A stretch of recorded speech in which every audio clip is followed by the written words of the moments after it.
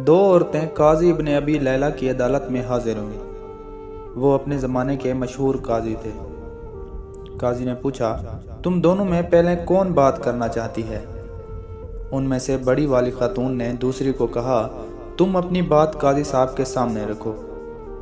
वो कहने लगी, काजी साहब ये मेरी फूफी है, मगर मैं इन्हें अम्मी कहती हूँ क्योंकि मेरे वालिद के इंतकाल के बाद इन्होंने मेरी परवरिश की, यहाँ तक कि मैं जवान हो गई। काजी ने पूछा, फिर क्या हुआ? वो कहने लगी, फिर मेरे चाचा के बेटे ने रिश्ता भेजा और फूफी ने मेरी शादी कर दी। हमारी अज़दवाजी ज़िंदगी बेहतरीन गुजर रही थी। एक दिन मेरी फूफी मेरे घर आई और मेरे शौहर को अपनी बेटी से दूसरी शादी की पेशकश कर दी। साथ ये शर्त रखी कि मेरा मामला फूफी के हाथ में सौंप दिया जाए।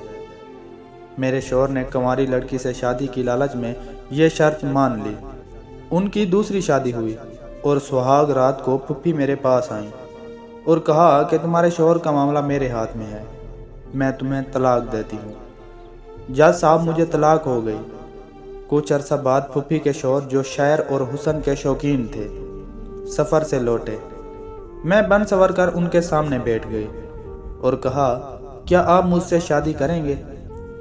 उन्होंने खुशी से फौरन हाँ कर दी।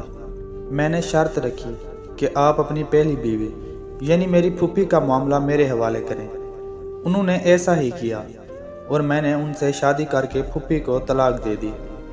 काजी हैरान होकर बोला, फिर? वो कहने लगी, काजी साहब, कहानी यहाँ ख़त्म नहीं हुई।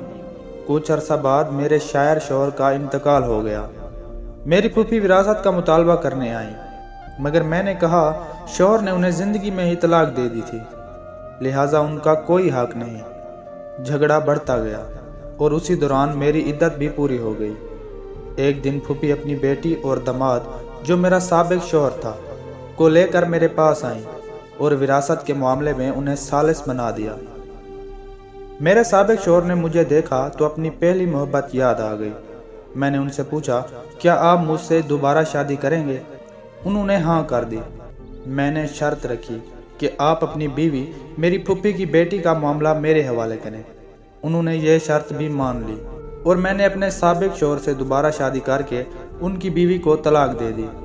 काजी इब्ने अबी लैला ने सर पकड़कर बैठ गए और पूछा, अब इस केस में क्या मसला है? फूफी बोली, काजी साहब, क्या ये हराम नहीं कि ये लड़की मेरी और मेरी बेटी की तलाक करवा चुकी है? ना सिर्फ मेरे शौहर को ले उड़ी बल्कि मेरी बेटी के शौहर को भी, यहाँ तक कि दोनों शौहरों की विरासत भी अपने नाम कर ली। काजी इब्ने अबी लैला कहने लगे, मुझे इस केस में कहीं हराम नज़र नहीं आया। तलाक भी जायज़ है, वकालत भी जायज़ है और तलाक के बाद बीवी साबिक शौहर से दोबारा शादी कर सकती है, बशर्ते कि वो किसी और से शादी करके तलाक याफ्ता हो या शौहर फौत हो चुका हो। तुम्हारी कहानी में भी ऐसा ही हुआ है। उसके बाद काजी ने खलीफा मंसूर को ये वाक़या सुनाया। खलीफा हंस हंस कर लोट-पोट हो गए और कहा, जो अपने भाई के लिए गड्ढा खोदता है वो खुद उसमें गिरता है। ये बुढ़िया तो गड्ढे की बजाय गहरे समंदर में जा गिरी। प्यारे दोस्तों, अगर आपको मेरी ये वीडियो अच्छी लगी हो तो मेरे इस YouTube चैनल को ज़रूर सब्सक्राइब करें ताकि मेरी हर नई आने वाली दिलचस्प वीडियो आप तक बआसानी पहुँचती रहे।